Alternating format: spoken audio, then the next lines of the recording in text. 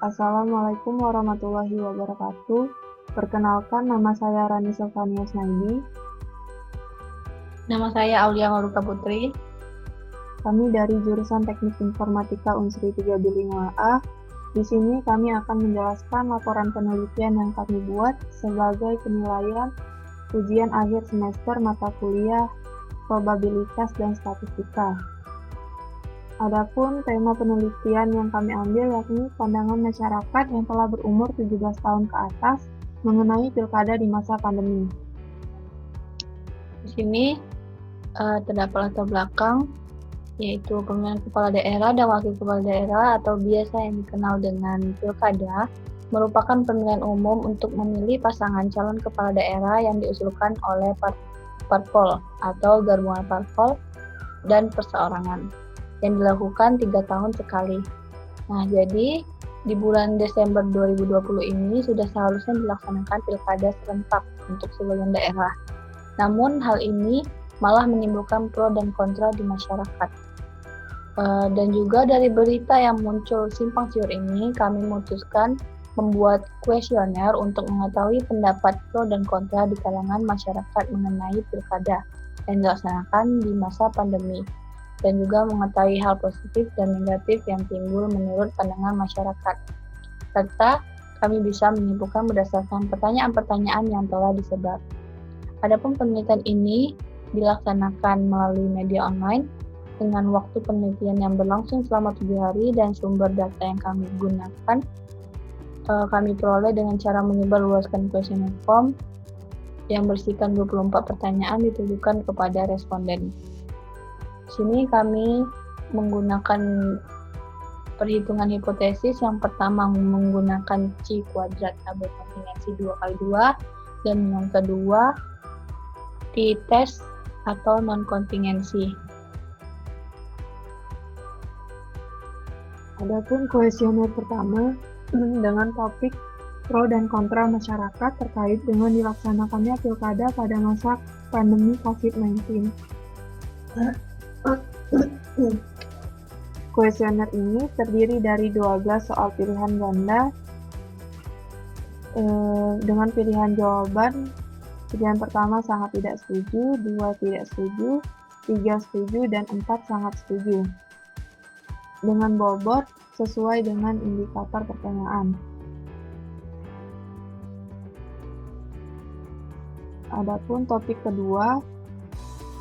kuesioner kedua, yaitu tingkat keefektifan dilakukannya pilkada di masa pandemi menurut masyarakat, dengan pilihan jawaban yang sama seperti kuesioner pertama, dengan total pertanyaan 12 pertanyaan untuk kuesioner kedua.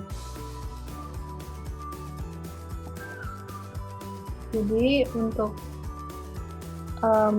perhitungan hipotesis yang pertama yaitu ada chi-square. Jadi dalam statistik itu distribusi chi-square ini termasuk dalam statistik non-parametrik. Jadi distribusi di mana besaran-besaran populasi tidak diketahui. Distribusi ini juga sangat bermanfaat dalam melakukan analisis statistik jika kita tidak memiliki informasi tentang populasi atau jika asumsi-asumsi yang dipersyaratkan untuk penggunaan statistik parametrik tidak terpenuhi. Dan dalam melakukan uji chi-square ini terdapat beberapa syarat yang wajib dipenuhi, yaitu yang pertama, penentuan sampel untuk observasi harus dipilih secara acak. Yang kedua itu semua pengamatan dilakukan dengan independen. Dan yang ketiga, besar sampel sebaiknya lebih besar dari 40. Nah, di sini akan dijelaskan hipotesis awal H0. Jadi, hipotesis awal atau H0 itu merupakan hipotesis yang umumnya berisi kepercayaan, asumsi, atau pendapat yang masih perlu dibuktikan faktanya. Dan ada juga hipotesis alternatif atau H1 yang merupakan hipotesis yang menyatakan pendapat atau yang berlawanan dengan hipotesis 0.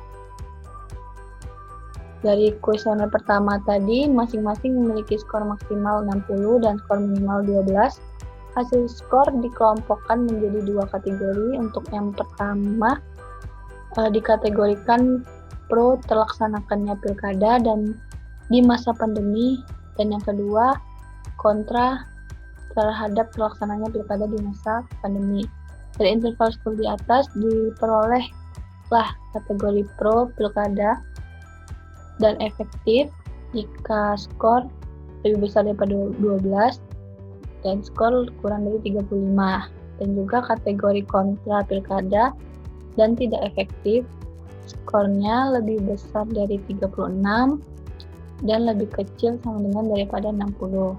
Nah, di sini sudah kami tampilkan tabel-tabel pertanyaan dari 42 responden dan diambil dari pendidikan terakhir, lalu kami kategorikan langsung dengan pro dan kontra. Kemudian kami melakukan uji validitas. Validitas itu membahas pertanyaan mengenai seberapa baik realitas sosial yang diukur melalui penelitian, sesuai dengan konstruk yang peneliti gunakan untuk memahaminya. Kemudian ada uji reliabilitas.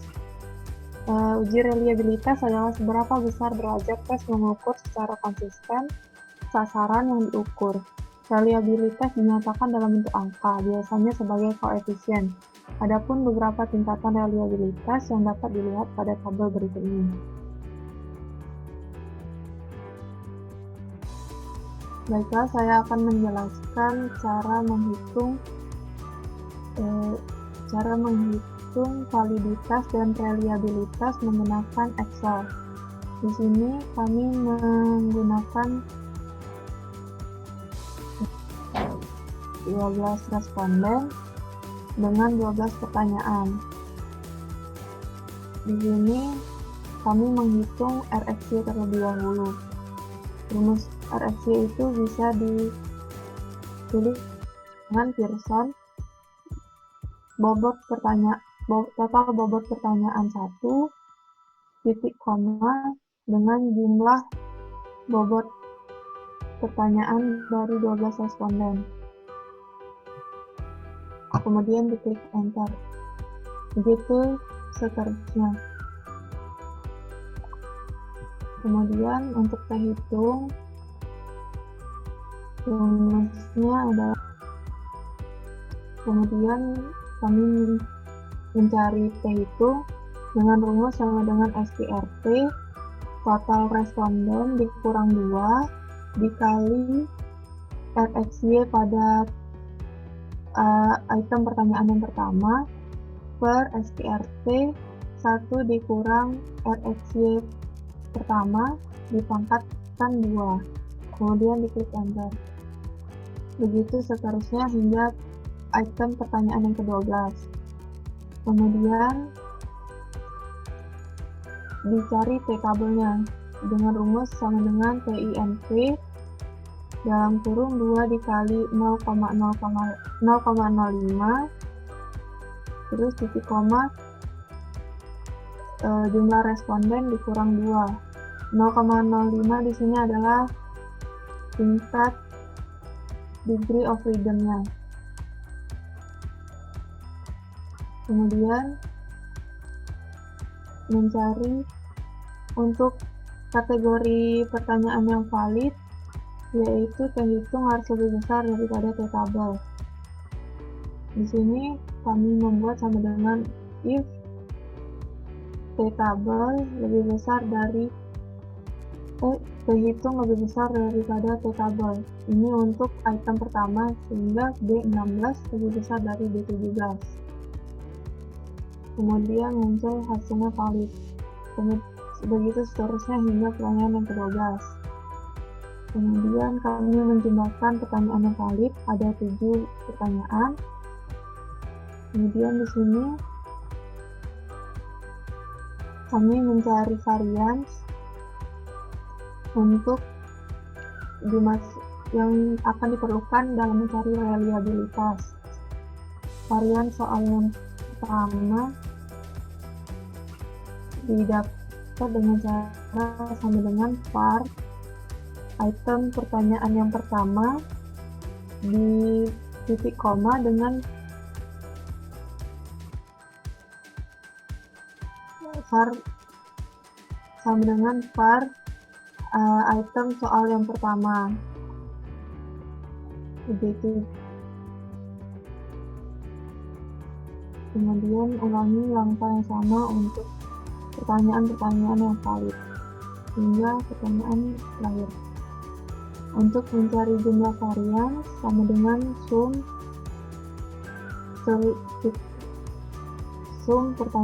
seluruh varian yang telah dihitung tadi. Kemudian klik enter. Untuk varian total yaitu sama dengan var seluruh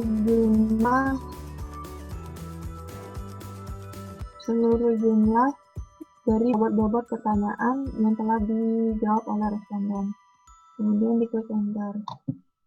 Untuk reliabilitasnya sama dengan 12/11 dikali 1 min jumlah varian dibagi varian total. Kemudian diklik enter. Di sini untuk kuesioner pertama kami mendapatkan reliabilitas sebesar 0,92 yang mana di dalam tabel tadi dikategorikan sempurna.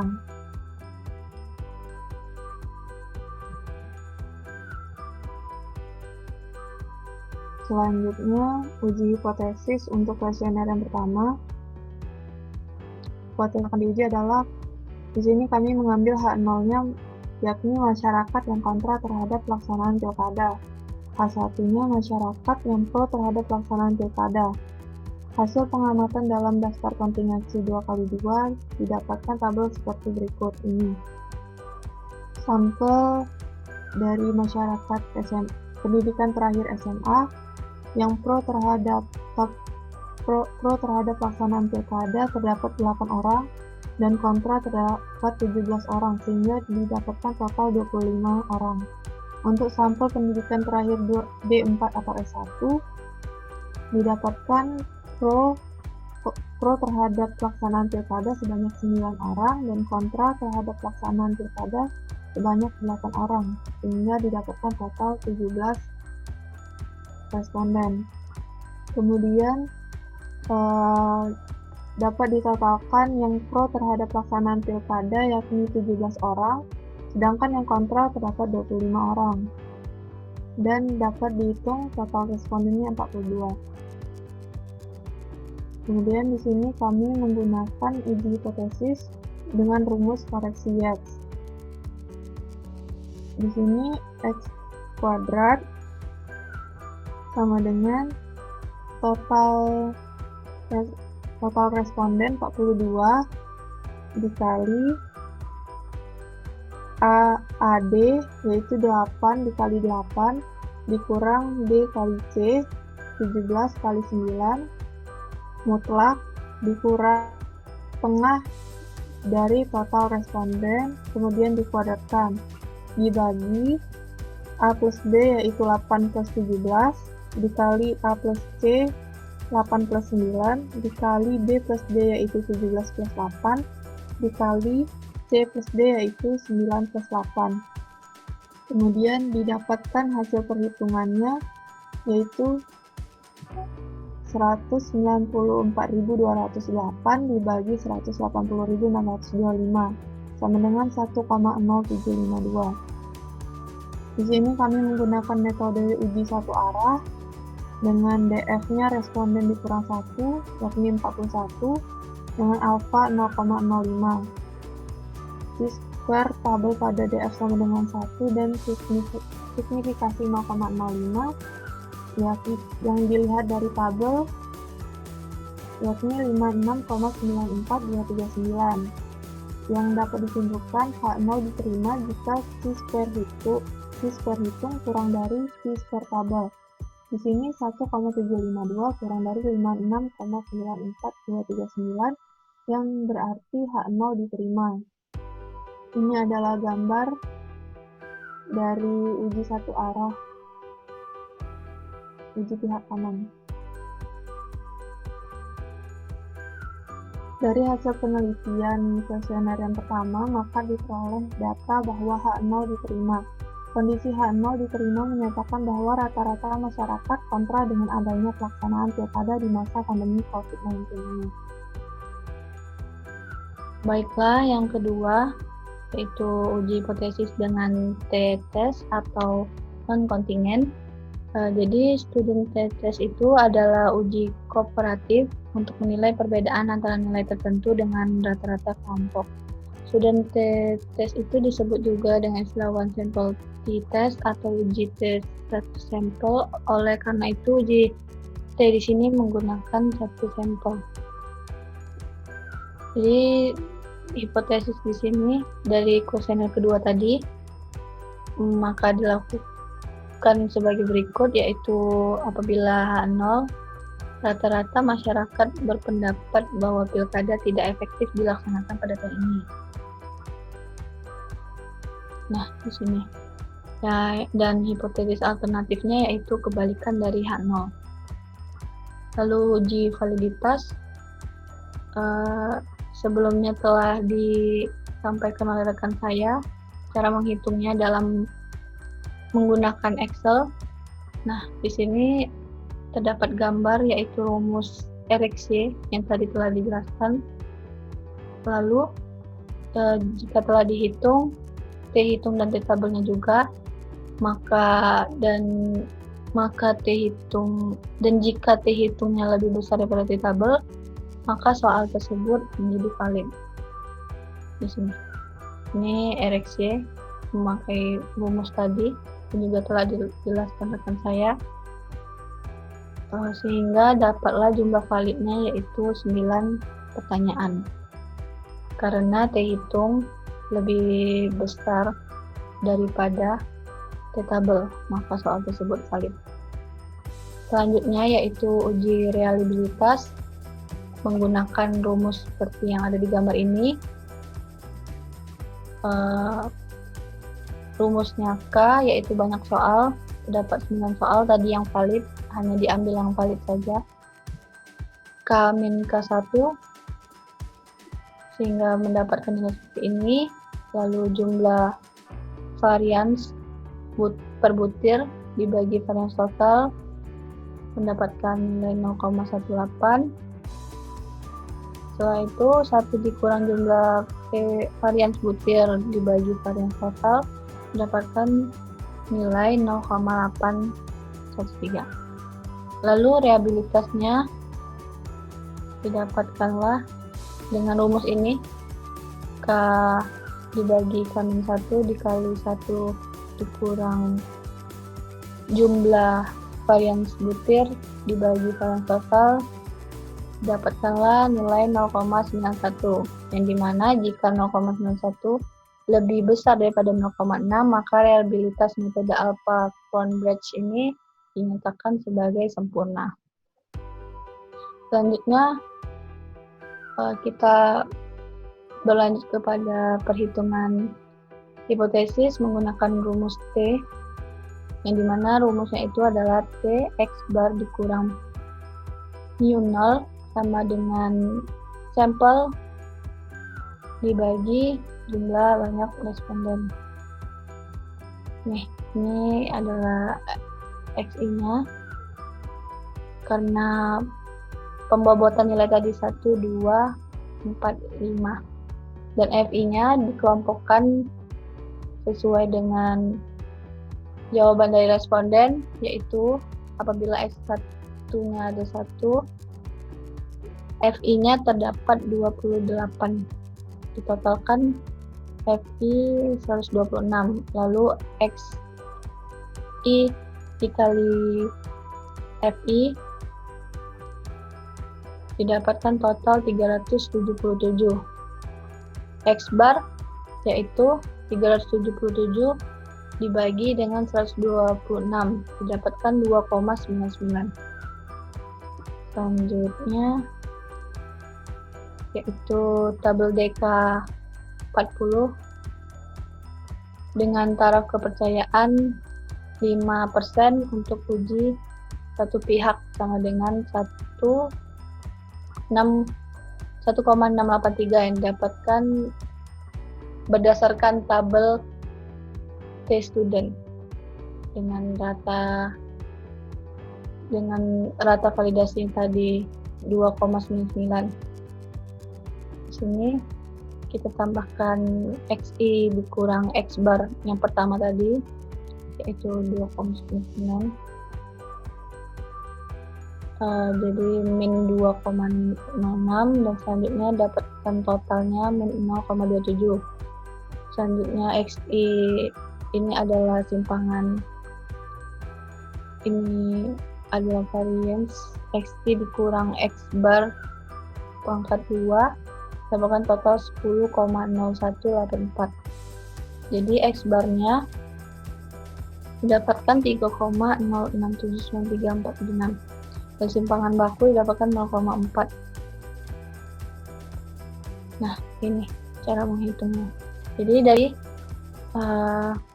jika T-tabel yang telah ditentukan tadi berdasarkan tabel T-student yaitu 1,683 lebih besar daripada T-hitung yang telah kita hitung tadi, maka H0 diterima. Nah, ini gambar dari hipotesis H0 diterima. Jadi pembahasannya dari hasil penelitian kami tadi, maka diperoleh data bahwa H0 diterima, di mana kondisi H0 ketika diterima artinya rata-rata masyarakat berpendapat bahwa pilkada tidak efektif dilaksanakan pada tahun ini. H0 ditolak, maka rata-rata masyarakat berpendapat bahwa pilkada efektif dilaksanakan pada tahun ini. Kesimpulannya, berdasarkan hasil penelitian pada kuesioner pertama, 25 dari 42 sampel dikategorikan kontra terhadap pelaksanaan pilkada di masa pandemi COVID-19, dan sisanya 17 dari 42 sampel dikategorikan pro terhadap pelaksanaan pilkada ini. Pada kuesioner kedua, dapat disimpulkan bahwa masyarakat berpendapat pilkada yang dilaksanakan pada masa pandemi COVID-19 tidak efektif. Sekian presentasi dari kami. Apabila ada salah kata, kami mohon maaf. Kepada Allah kami mohon ampun. Wassalamualaikum warahmatullahi wabarakatuh. Nama saya Rani Sof